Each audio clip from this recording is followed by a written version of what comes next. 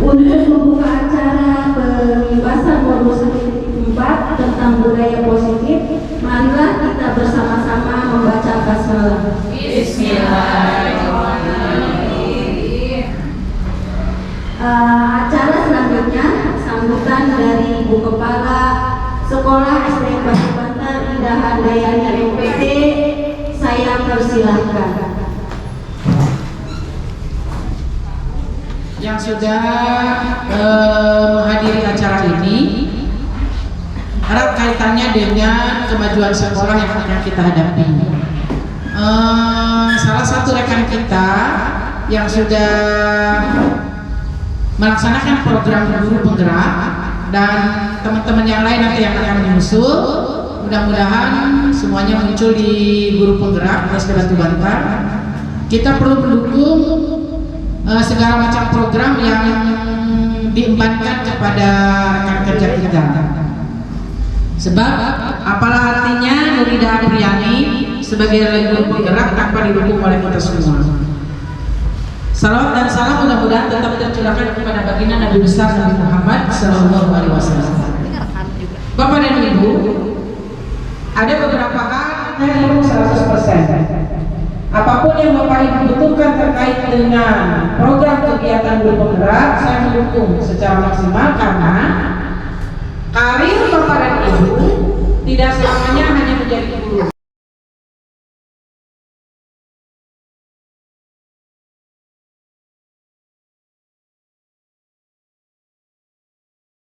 CGP Angkatan 6 Kabupaten Pandeglang.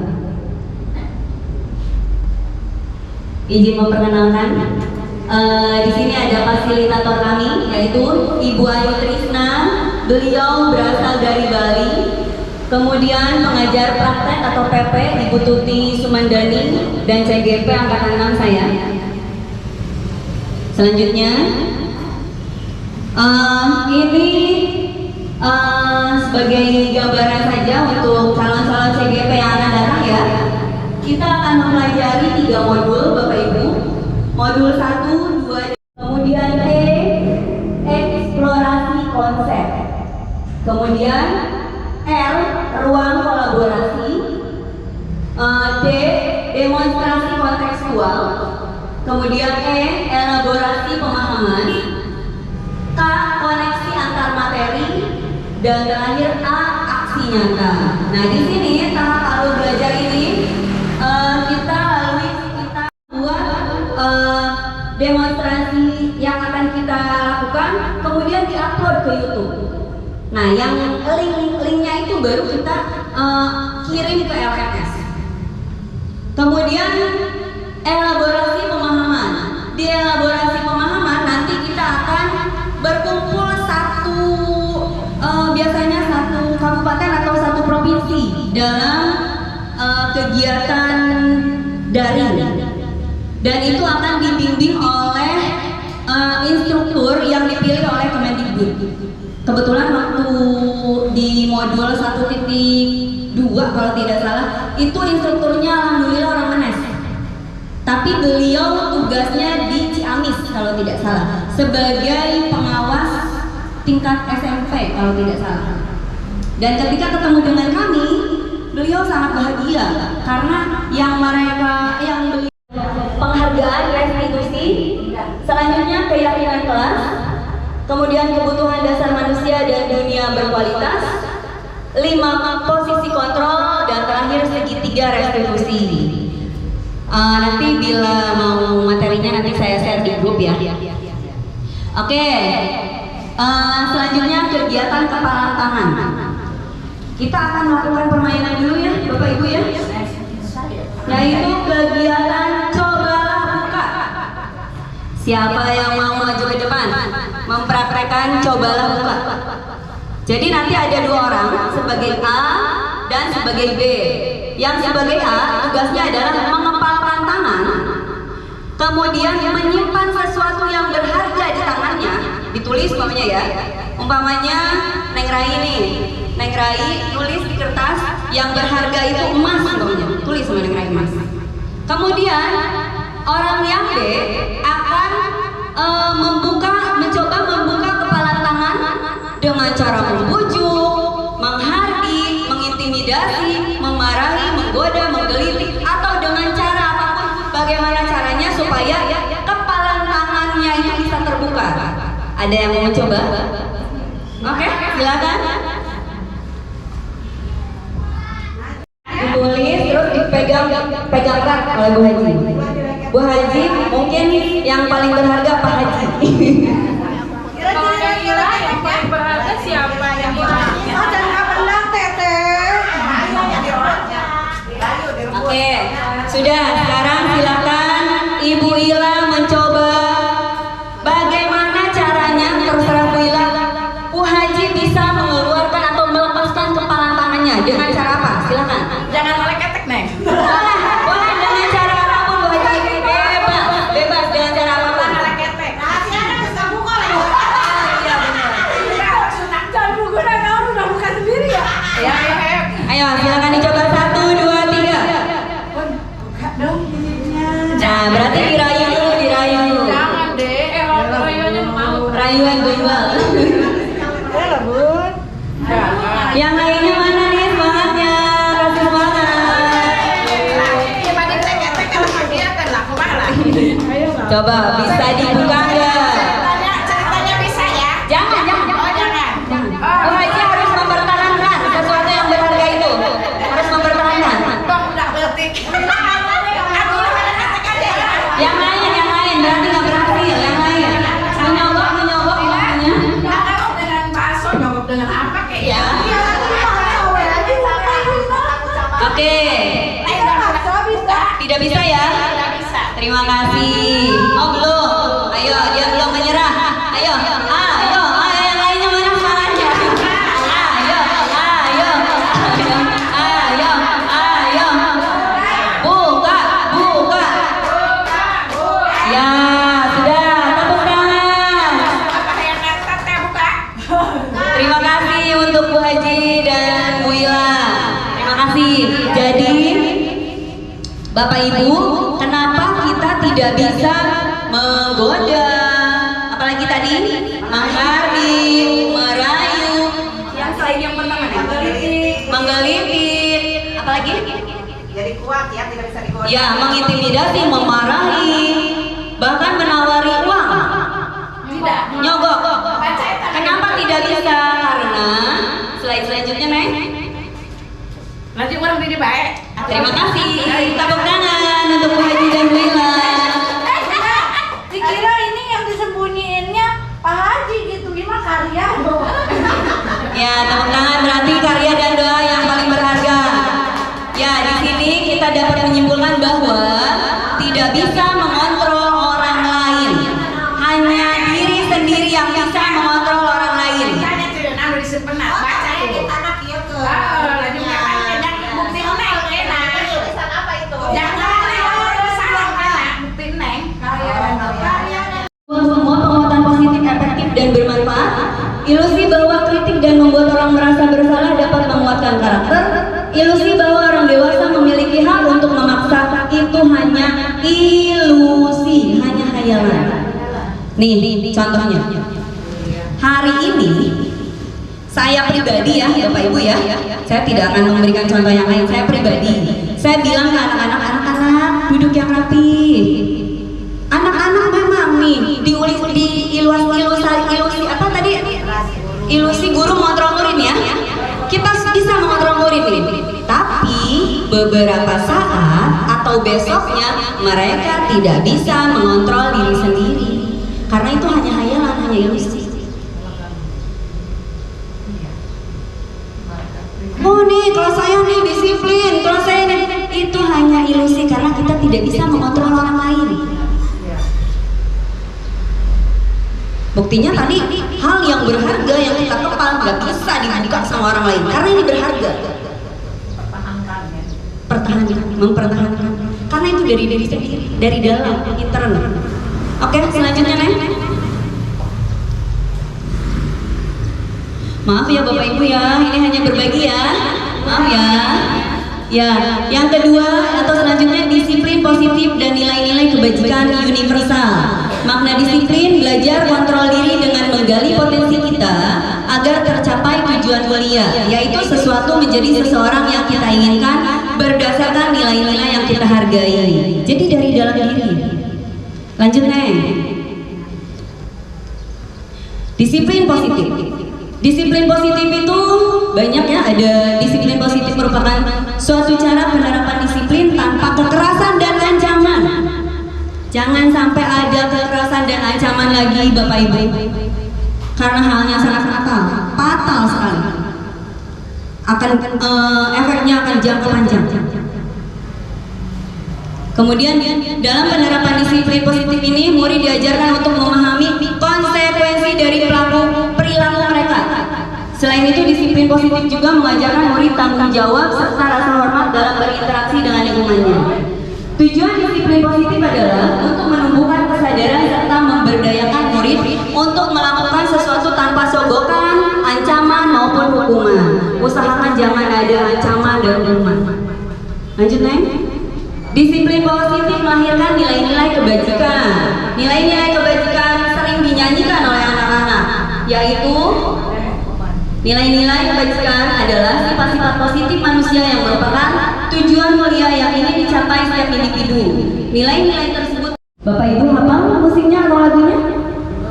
Belajar Pancasila, beriman dan bertakwa kepada Tuhan yang esa dan berakhlak mulia, berkebinekaan global, bergotong kreatif, dan bernalar kritis. Nah itu sering diputarkan ya Bapak Ibu kalau bisa ya, karena ini nilai-nilai kebajikan khusus untuk anak-anak Indonesia. Kemudian teori motivasi ini paling penting. Semuanya penting sih, tapi ini juga sangat penting. Jadi Bapak Ibu, teori motivasi itu dibagi 3. Yang pertama, anak akan melakukan sesuatu untuk menghindari hukuman atau ketidaknyamanan. Apa yang akan terjadi apabila saya tidak melakukannya? Itu motivasi dari luar, ketakutan. Saya tidak melakukan PR, saya tidak mengerjakan PR. Ketakutan karena takut dimarahi, takut dihukum. Itu dari eksternal atau dari luar motivasinya. Kemudian yang kedua, yang kedua juga hampir sama.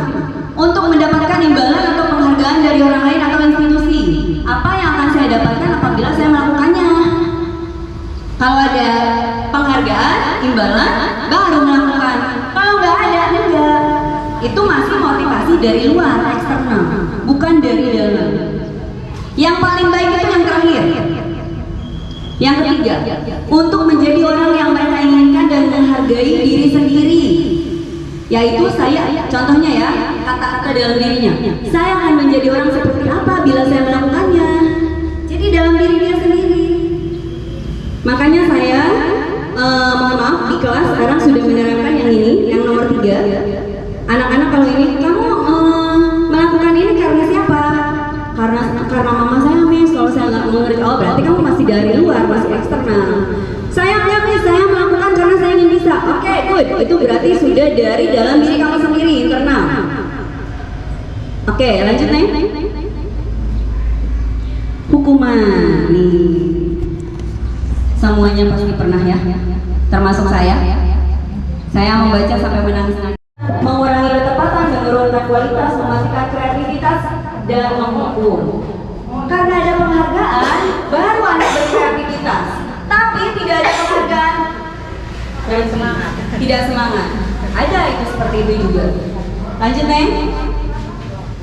Nah, ini yang terbaik Bapak Ibu. Restitusi adalah proses menciptakan kondisi bagi murid untuk memperbaiki kesalahan mereka sehingga mereka bisa kembali pada kelompok mereka dengan karakter yang lebih kuat.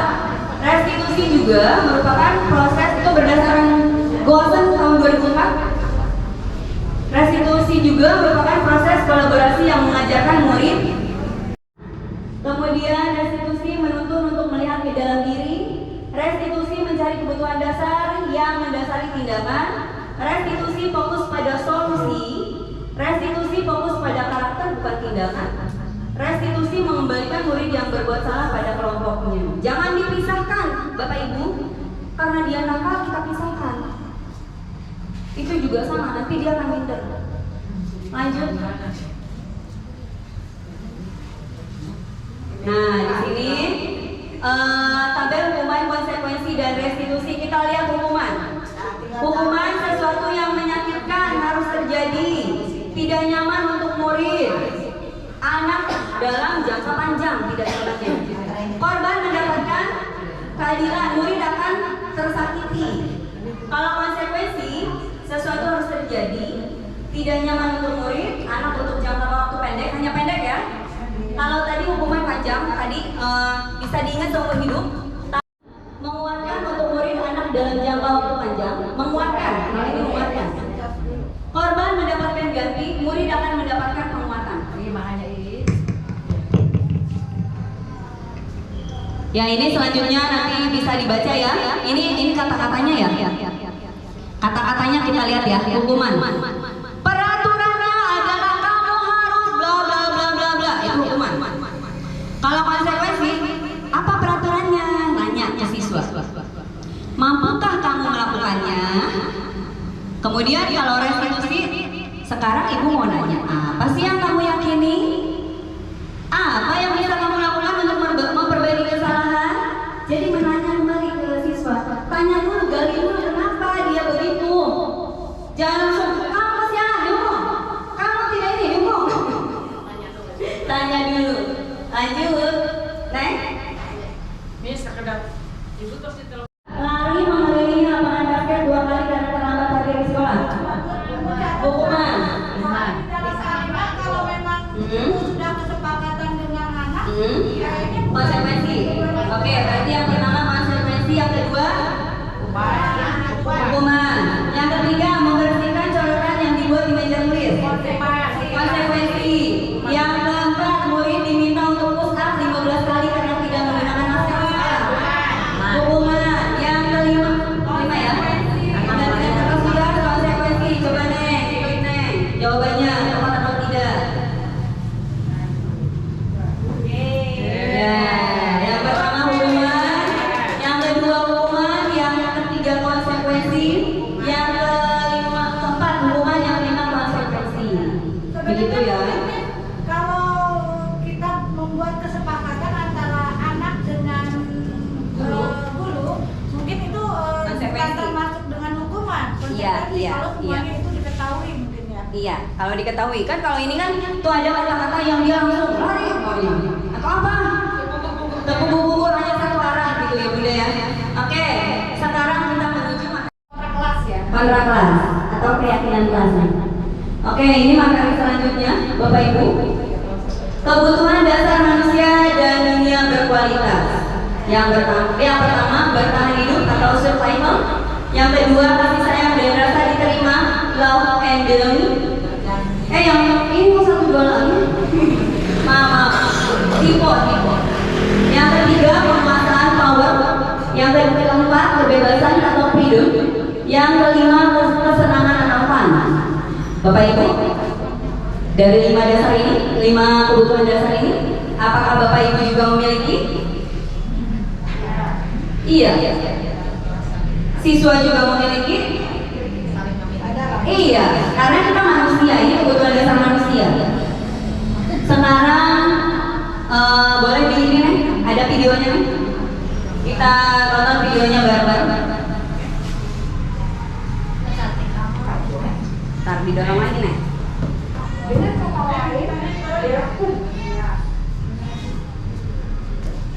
Selamat menyaksikan Bapak Ibu.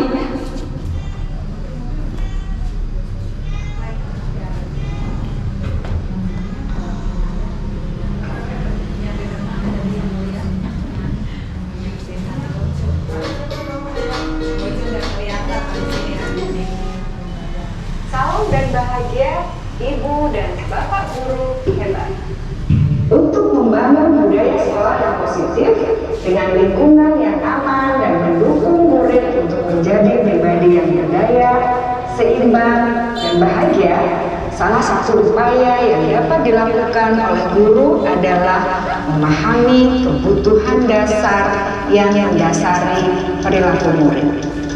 Pada video kali ini, kita akan membahas tentang 5 kebutuhan dasar manusia. Untuk yang mau nanti bisa ya.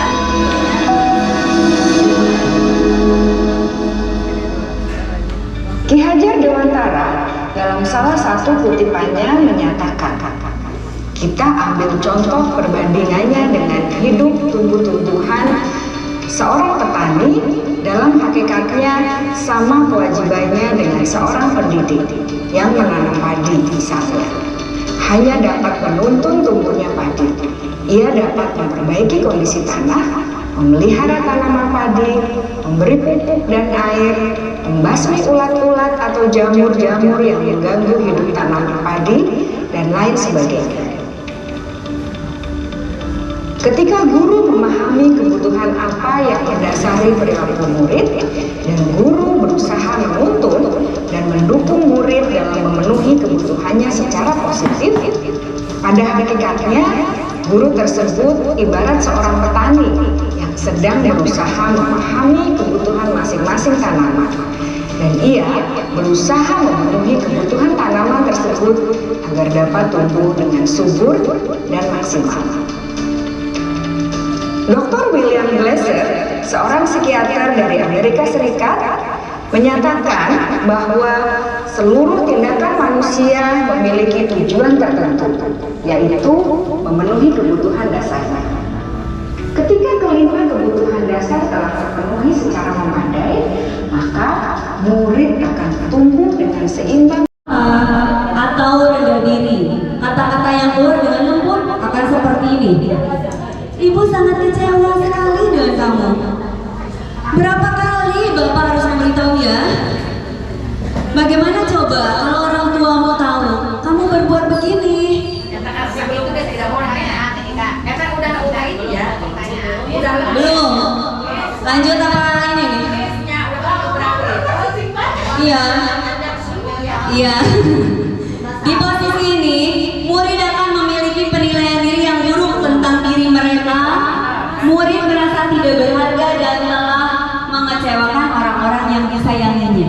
Mereka akan menyesal, perasaannya akan banyak menyesal. Walaupun itu sudah bahasa ini bahasa udah pucuk orang udah lembut, udah lemesnya.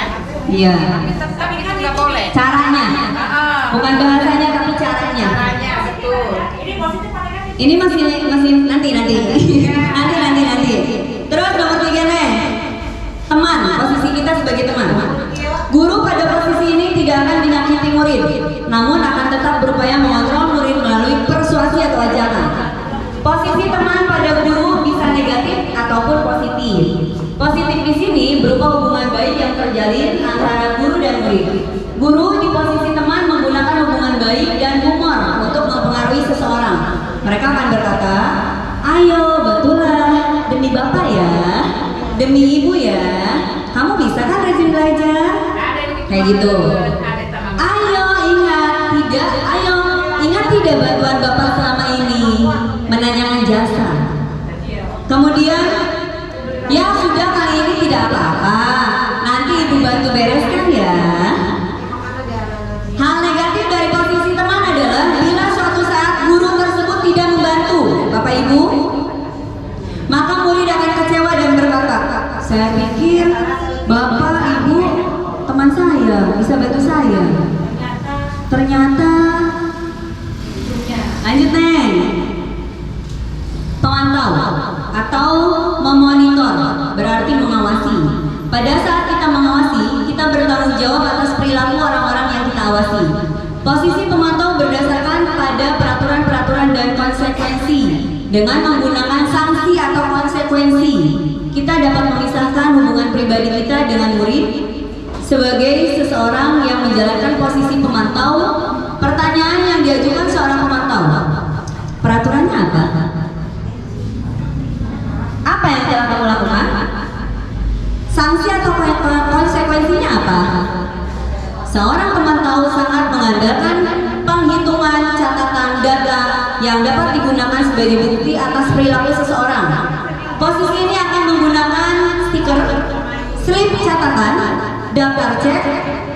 Posisi monitor sendiri berawal dari teori stimulus respon yang menunjukkan tanggung jawab guru dalam mengontrol murid. Contoh lain ini nih, kalau pemantau, kamu sudah berapa kali sih melakukan ini? Bapak lihat atau ibu lihat di catatan ibu, kamu sudah berapa kali nih melanggar peraturan ini? Ada catatan pemantau. Iya, mana nih gitu. Kamu lagi. Lanjut deh. Ya, yang ini manajer nomor 5 terakhir.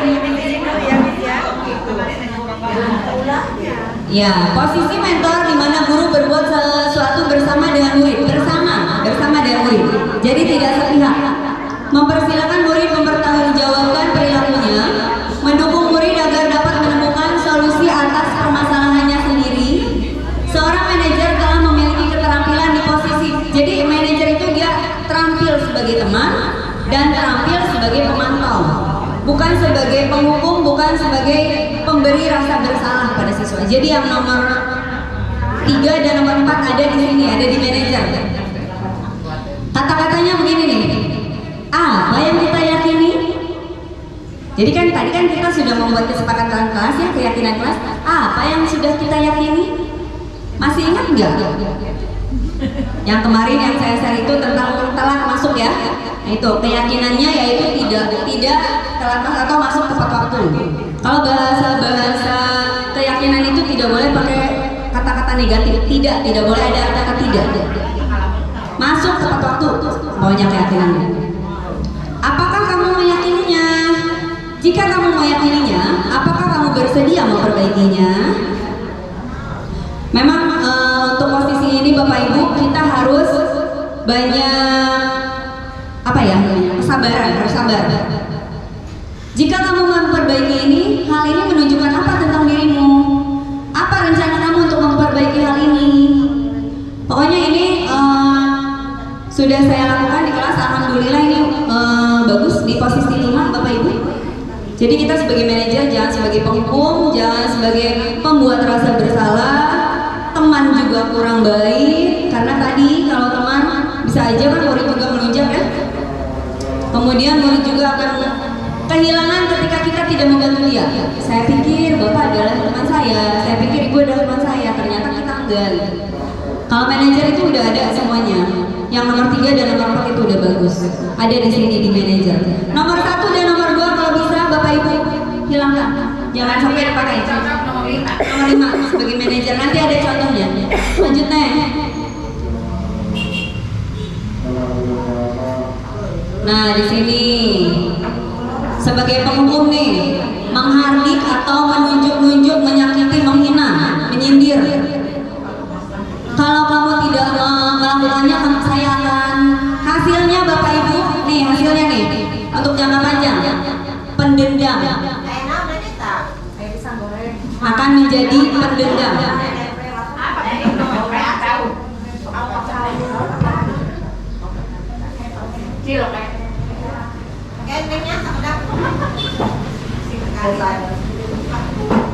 Kemudian yang kedua, pembuat orang merasa bersalah. Kita langsung hasilnya aja ya. Nih, akan membuat berbohong. Anak nanti akan berbohong. Karena kita sering menyalahkan anak, nanti anak tidak akan berani berbuat jujur. Akan berbohong saja. Kemudian yang teman, nanti ketergantungan anaknya. Ketika kita tidak di posisi teman, dia nanti akan kok gitu, kok sekarang tidak mandiri. Kemudian yang memantau, menyesuaikan bila diawasi. Kalau diawasi baru dia melakukan, kalau tidak diawasi tidak. Yang terakhir nih, bagus nih. sebagai manajer menguatkan mata.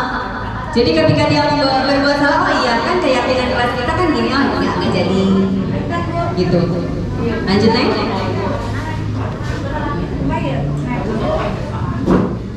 Yang terakhir ini, materi terakhir, segitiga restitusi. Segitiga restitusi itu dibagi menjadi 3. Yang pertama menstabilkan identitas, yang kedua validasi kebutuhan, yang ketiga menanyakan keyakinan. Contoh Bapak Ibu, silakan lagi Neng.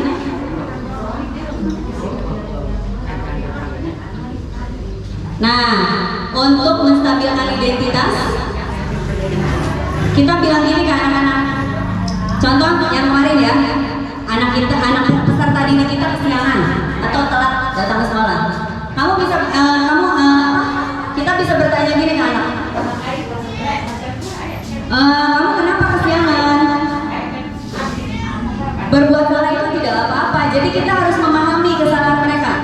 Jangan dulu kita langsung menghardik, jangan dulu kita langsung marah. Tanya dulu apa, kenapa dia kesiangan. Berbuat salah itu tidak apa-apa, karena tidak ada manusia yang sempurna kan, semua orang kan pasti banyak salahnya, banyak kekurangannya.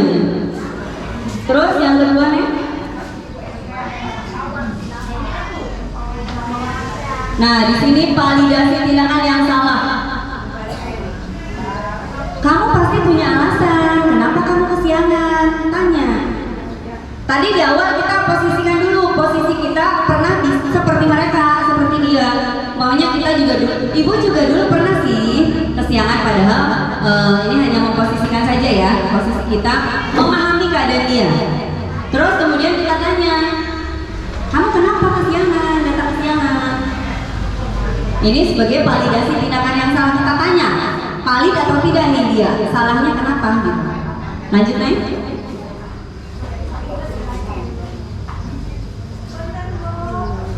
Nah, terus dia bilang, saya kan kita mendengarkan alasan dia nih, kenapa kesiangan? Saya kesiangan karena tadi malam saya tidurnya kemalaman. Kenapa kemalaman? Mungkin karena menjaga adiknya sakit, menemani ibunya. Kan ada umumnya ibunya yang bekerja masak sampai malam kan? Alasan kan banyak, bervariasi alasan. Kemudian kita menanyakan keyakinan yang nomor 3 tadi Neng. Kamu masih ingat nggak keyakinan kelas kita? Iya Bu, keyakinan kelas kita tidak boleh datang atau kita harus datang tepat waktu. Nah, karena keyakinan kelas kita harus datang tepat waktu, bisa kan nanti besok tidak datang terlambat? Bisa Bu. Anak merasa dihargai, bukan disudutkan, bukan disalahkan, tapi dihargai. Silakan nih videonya.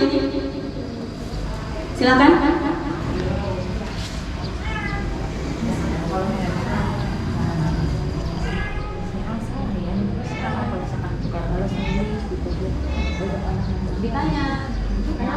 Kali ini kita akan membahas tentang 5 posisi kontrol yang dikembangkan oleh Diane Gosson dan contoh penerapannya. Nah, itu udah masuk penelitian.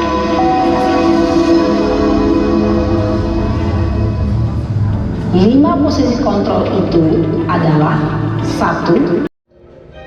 Ya, Neng Rai, ayo Neng Rai baru masuk Neng Rai. Enter. 684. Ya. Oke, Rahayu. Daila, siapa lagi? Enter. Klik enter. Enter ya. Baru 3 orang. Ayo. Udah masuk. Bu Vida masuk. Bu Betty, siapa lagi ayo? Ya, udah ini masuk.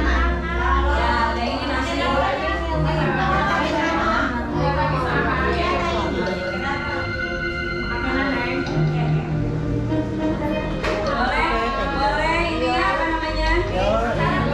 Mas Sebaya. Pinnya nama apa? Nama kan Pak?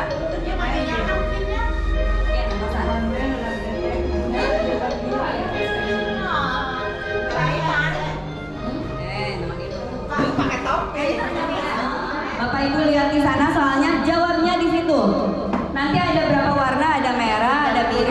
ada. Jadi Bapak Ibu nanti akan tampil soal di sini. Nanti pilih ada 4 warna, ada merah, ada hijau, ada biru, ada kuning. Nanti tinggal klik warnanya saja, pilih satu. Nah nanti bukan ketepatan saja yang di cek oleh sistem di sini, tapi kecepatan. Jadi di sini belajar kecepatan dan kecepatan. Kita mulai ya, soal pertama ada 5 soal. Ini sudah saya terapkan di kelas. Anak-anak sudah terbiasa.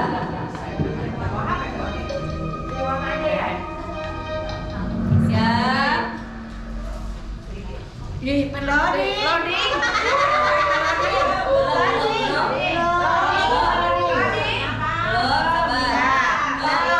Nilai yang belajar dalam profil pelajar Pancasila. Aktif mandiri rajin, mandiri gotong royong terampil, berkebinekaan global, mandiri kreatif, bernalar kritis, kreatif rajin. Yang mana? Tinggal pilih. Apa pertanyaannya, Neng? Nilai-nilai kebajikan dalam profil pelajar Pancasila. Nomor merah bisa, nomor kuning bisa. Bebas pilih. Ayo pilih yang mana aja.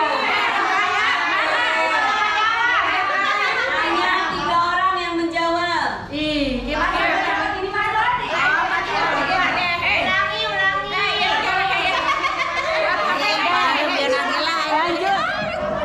Udah ada 10 orang yang menjawab. Oke, salah. Kita baca. Pencet deh ulah. Pencet deh.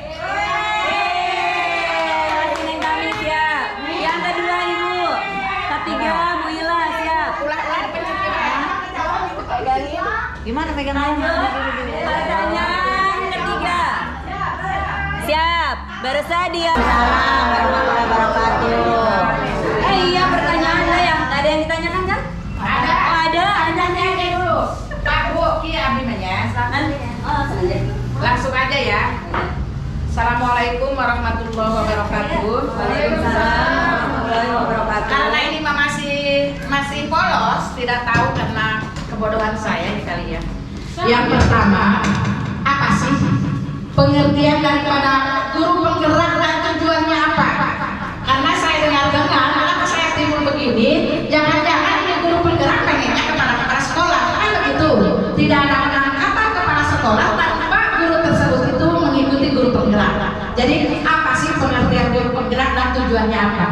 Yang kedua, setelah saya lihat, saya teliti yang telah dipaparkan oleh guru penggerak yang materi-materi seperti ini, ya Bu ya, terutama oleh Miss yang penyampaiannya bagus, penyampaiannya sangat bagus. Saya sangat salut kepada Miss Ida. Hanya di sini yang pertama, kalau kita menilai seperti ini, yang pertama guru dengan murid itu sudah melaksanakan kurikulum Merdeka Belajar. Satu. Yang kedua, guru tersebut sudah mengikuti guru penggerak. Karena tanpa guru penggerak tidak mengikuti seperti tadi, mungkin hal-hal seperti itu tidak akan kita temukan. Tetapi kalau kita dilihat satu kali lagi, ayat seperti itu murid mulai motivasi. Mungkin nama Leos, walaupun katanya model hukuman, model motivasi yang sudah dilakukan oleh kita itu kurang agak benar menurut tadi kan pemaparan penggerak ya. Yang pertama di sini banyak yang sudah kita lakukan. Detailnya akhirnya, wah kalau begini siswa ini bisa bodoh semua ya. Dengan dengan kehidupan disiplin. Memang betul Bu, disiplin itu kalau dari kita benar haruslah lahir dari diri sendiri tanpa karena ya. Tapi kalau anak kalau dia lahir dari sendiri tanpa guru, kadang-kadang untuk memotivasi pelajar juga, anak nanti kalau sudah bisa diberi reward, ternyata dirinya nggak boleh ya. Iya. Itu saya ya, karena ini mah kebodohan kita mungkin ya, kebodohan saya terutama. Terima kasih dan mohon dijelaskan, walaupun tidak dijelaskan juga tidak apa-apa. Terima kasih ya Miss ya, karena sangat bagus sekali penyampaiannya. Mungkin khusus dilaksanakan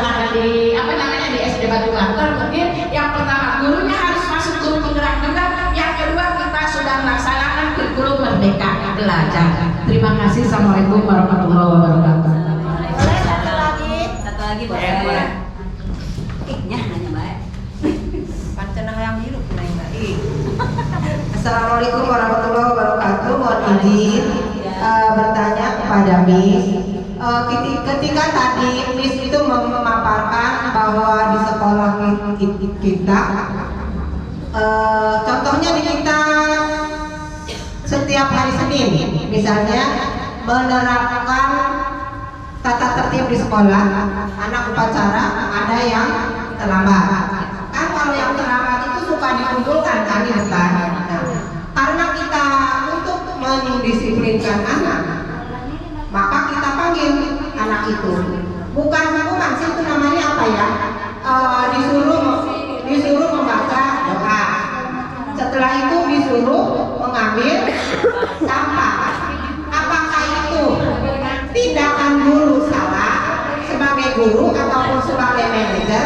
Sedangkan kami misalnya di sini untuk mendisiplinkan anak. Yang satu. Yang kedua, kalau kita misalnya ini diterapkan di sekolah, kan kita berarti di sekolah kita harus sudah ada laptop atau komputer, itu supaya maju. Seharusnya sekolah idealnya begitu, kalau sekolah kita ingin maju. Sedangkan di sekolah kita kemarin ada kelas berapa yang bawa HP mah? Kelas 6. Itu dilarang. Kecuali untuk belajar. Ya, kecuali untuk belajar. Apakah boleh?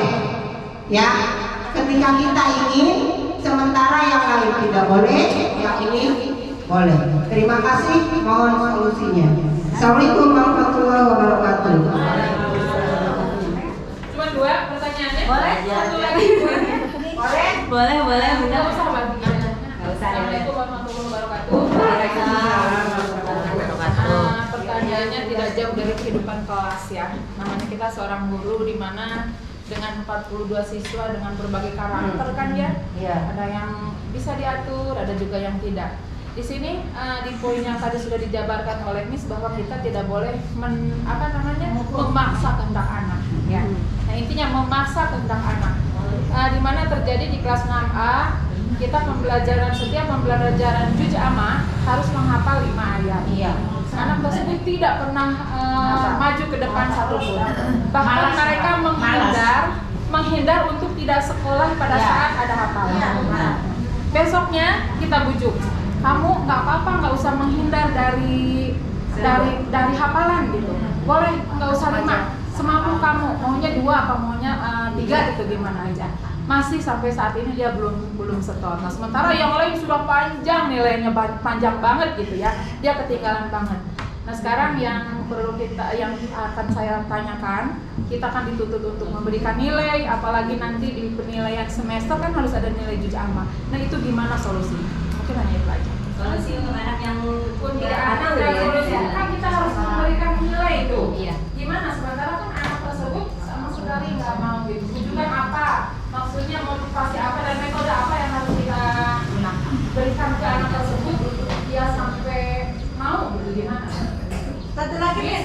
Miss mau Satu lagi. PR Miss nanti di PR-in. Ih, berarti hidup ya. Satu lagi. Silakan berarti 5. Aku jawab dia, Iya.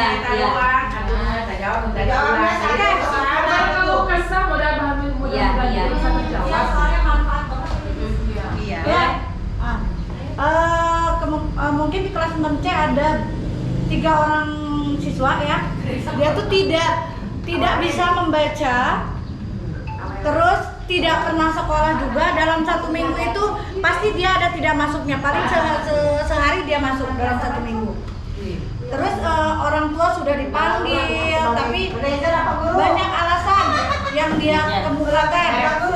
Orang tuanya kebanyakan itu membela dengan alasan anaknya sakit, anaknya ini, anaknya itu. Padahal memang anaknya tidak kemampuannya mungkin kurang dibanding dengan anak lain. Terus bagaimana solusi yang terbaik agar anak itu mau tanpa kita memberikan punishment atau segala macam ya. Karena untuk kelas 6 mungkin kita dengan nilai, terus patokan segala macam. Baca juga dia nggak bisa gitu. Guru aja nggak tahu, dibiarkan kan nggak mungkin. Mungkin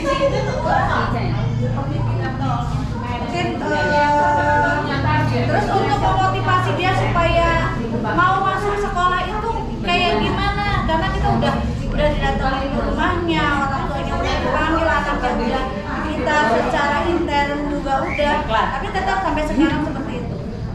Iya. Terima kasih. Terima kasih. Yuk, yuk. Ya, punten nih. Ya. Masnya semangat ya, mengikuti. Bagus ya.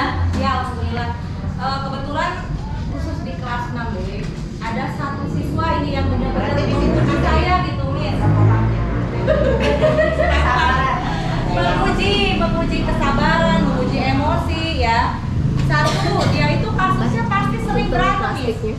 Yang parah-parahnya yang kemarin itu ketahuan sama Upida, dia berantem habis-habisan di WC belakang katanya. Sudah saya panggil juga orang tuanya. Ternyata dia anak broken home, dari kecil nggak diurus oleh bapaknya. Sampai ibunya nangis-nangis, Bu, terima kasih katanya sudah memberitahu saya atas kondisi itu yang di sekolah. Terus barusan lagi saya dapat, Kamu deh, pasti terlambat. Maaf Bu, saya Apa? Apa coba? Ini sebagai penghukum. Alasan kamu apa lagi? Kapan sih kamu tidak terlambat? Rasanya juga kasar. Malas sekali ya kamu jadi anak. saya Dasar pemalas. Tuh, Gak kapok-kapok sih kamu. Sudah berapa kali terlambat? Sana, kamu keliling lapangan basket 2 kali. kenapa saya harus keliling lapangan basket Bu? Kenapa? Kamu melawan ibu? Berani-beraninya jawab. Sudah terlambat, masih berani jawab pula. Sekarang, keliling lapangan basket 5 kali sekalian, biar kapok. barusan nih sebelum saya ke bawah ke sini, KM bilang ke saya, Bu, katanya ya, saya pengen ngobrol, kata KM. Itu udah sepi tuh, udah beres tiket. Kenapa Rio tumben? Sini kalau ngobrol. Enggak Bu, katanya ini Ibnu tadi ke aku katanya nungguin aku di warung Teh Ida, mau ngapain? Katanya nungguin aku mau ngeberantemin aku. Gara-garanya apa? Kata aku ya. Enggak, pas waktu tadi latihan upacara kan aku disuruh ke guru. Si KM itu disuruh oleh saya untuk ngatur yang paduan suara. Dan si Ibnu itu nggak terima. Ih, kamu kayak cewek ngatur-ngatur. Di tangkuannya di Teh Ida gitu. Dipanggil lah lagi tuh si Ibnunya, ternyata benar Ibnunya juga masih ada di belakang. Saya panggil ke atas, lu gimana sih gitu, seperti yang tadi ya, kok Ibnu lagi gitu tuh ya. Kemarin juga belum lama ini mamanya sampai nangis-nangis di kelas ya. Jadi intinya mungkin ilmunya belum nyampe ke situ ya, saya sebagai wali kelas gitu. Jadi tadi pas lihat video dari Miss itu bener-bener takjub lah gitu, oh ternyata banyak banget pembelajaran yang jauh dari saya di kelas gitu tuh ya, yang belum saya pahami, yang belum saya miliki gitu. Makanya kan Miss sekarang sudah CGP, sudah CGP, pasti ilmunya juga jauh dari saya gitu ya. Jadi Pastilah pengalaman Miss jauh lebih dari saya gitu. Jadi intinya pengen gimana sih cara baiknya, solusinya seperti apa, saya sebagai wali kelas supaya ingin nih si Ibnu ini jadi anak yang lebih baik gitu. Itu aja Miss, sesuai dengan ini profil yang tadi. Makasih ya Miss ya. Assalamualaikum. Yang pertama pertanyaan dari Bu Haji Kaswati. Pengertian dari CGP. CGP itu calon guru penggerak yang katanya ketika sudah lulus akan dicalonkan menjadi calon kepala sekolah atau pengawas. Yaitu Bu Haji, pengertian dari CGP. Tujuan dari, kebetulan saya belum jadi guru penggerak ya Bapak Ibu, masih C, ada C-nya, calon guru penggerak. Nanti ketika lulus, nanti pengumumannya sekitar bulan Mei, karena kegiatannya 6 bulan, hitungannya 6 bulan, tapi sebenarnya 9 bulan. Nanti besok juga hari Sabtu saya akan ada lokakarya 1 di SMK 1 Pandeglang, semua CGP Kabupaten Pandeglang kumpul di situ untuk lokakarya 1. Tujuannya untuk memberikan pemahaman kepada guru-guru, karena kita kan Masya Allah ya Bapak Ibu, saya juga setelah baru hampir 2 bulan mempelajari atau mengikuti pelatihan CGP ini, banyak sekali kesalahan-kesalahan atau dosa-dosa saya selama saya menjadi guru. Yang tadi saya ada di posisi sebagai penghukum, pernah juga jadi pembuat rasa bersalah, kemudian di posisi sebagai teman, di posisi sebagai pemantau, dan sebenarnya pernah juga sebagai manajer, cuman saya belum sadar kalau pernah melakukan itu gitu. Nah, setelah saya belajar di situ, saya baru dan ternyata Bapak Ibu, posisi 1 sampai 4 kalau bisa jangan dikerjakan atau jangan dilakukan. Kalau bisa. Kenapa? Karena dampaknya fatal. Nomor 1, tadi hasilnya anak akan menjadi pendendam kalau kita sebagai penghukum. Yang kedua, kalau kita menjadi posisi rasa bersalah kepada anak, nanti anak menjadi down atau tidak percaya diri, akan selalu merasa bersalah. Ini ada kejadian ya Bu Haji, kemarin murid saya dia sakit ceritanya, kemudian saya suruh pulang. Ya kamu pulang saja daripada sakit di sini. Ya Miss ya, pulang. Saya antar sampai depan. Pikiran nyampe ke rumahnya ternyata ada di belakang. Anak-anak bilang, Miss, Noval ternyata di belakang. Kemudian saya datang ke belakang. Oh, saya hanya mengawas. Oh ya, udah.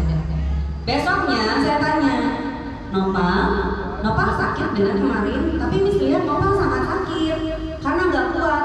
Iya Miss, aku memang sakit.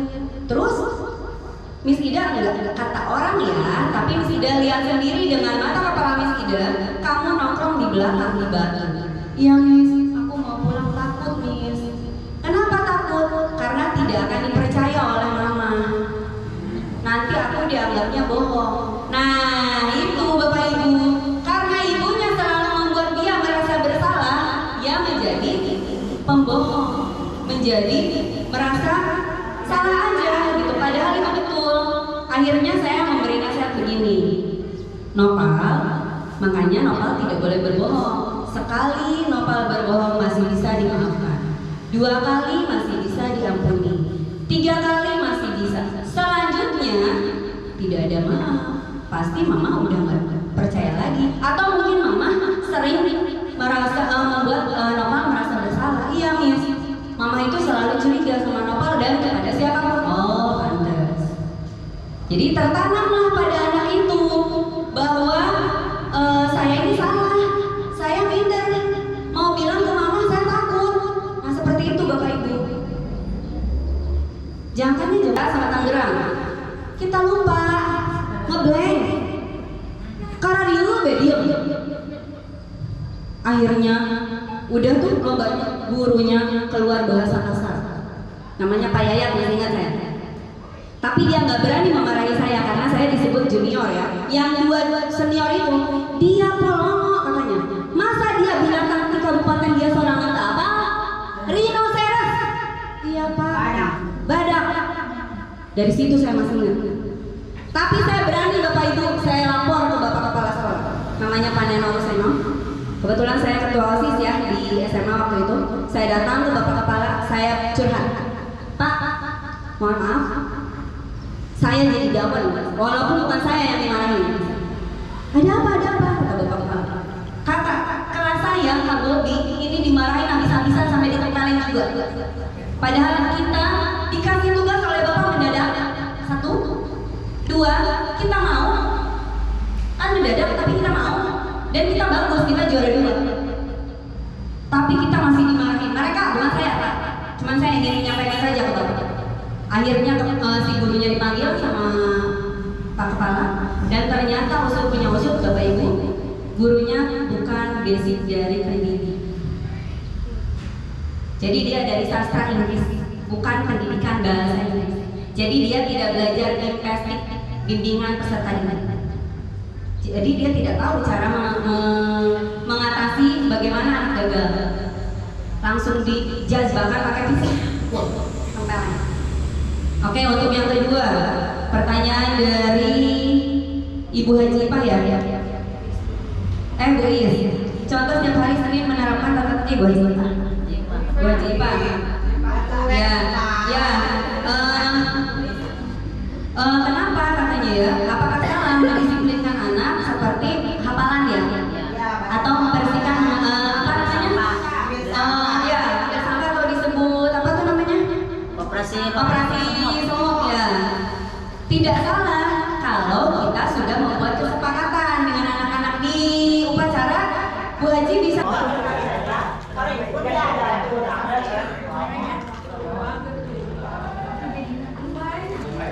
Terima kasih. Salam guru penggerak, tergerak, bergerak dan menggerakkan.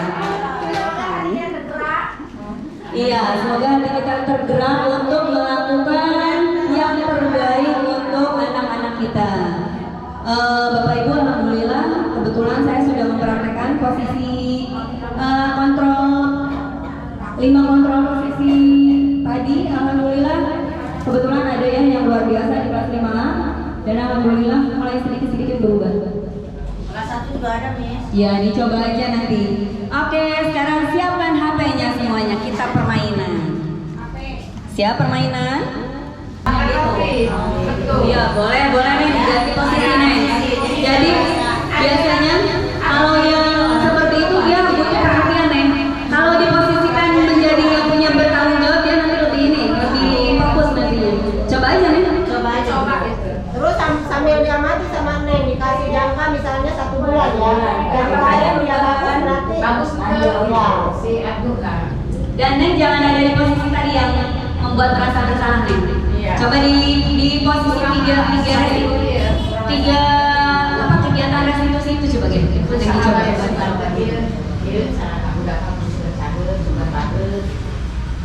Tapi Neng Ayu bilang dulu ke Rio karena akan mengganti posisi Rio ya. Rio juga dia punya hati nurani ya. Iya. Silakan bagus Rio supaya ya ke Rio nya bagus. Jadi ada apa namanya? Kesepakatan. Kemarin juga terakhir itu hari Senin nih, orang tuanya kan datang mamanya. Udah gitu mamanya sampai bilang, anak saya mau saya bawa aja, mau pesantrenin aja, mau berhenti aja. Akhirnya mendampingi. Berhenti, makasih ya. Saya dibawa lagi ya. Sebenarnya ibu punya kelebihan juga kan Neng di ngaji ya? Iya, justru itu kan. Berapa sih anak ini padahal bagus ya, dalam agama-agamanya. Kan dia penting cari perhatian. Iya, yang benar mah cari perhatian itu. Iya. Makanya jadi si perhatiannya bisa dipusatkan jadi pemimpin coba. Coba. Tapi kesepakatan Iya, jangan dibulan-bulanan. Maksudnya jangan dipisahkan dari kelompoknya, kelompok yang positif. Iya.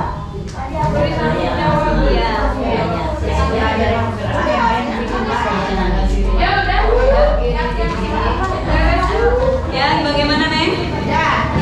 Ya. Oke, terima kasih.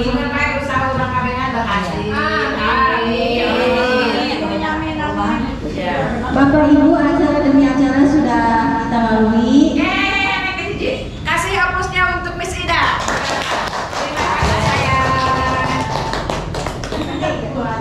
Lanjut.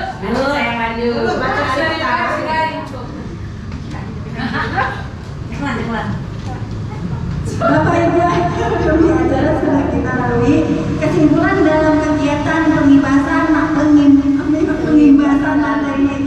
budaya positif adalah kita sebagai warga sekolah khususnya SDN Batu Bantar wajib melaksanakan budaya positif yang melakukan secara terus-menerus untuk kemajuan sekolah kita. SDN Batu Bantar pasti bisa ya.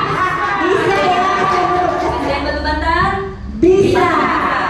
SDN Batu Bantar bisa. Baiklah, untuk menutup acara ini marilah kita mengucapkan hamdalah. Nah,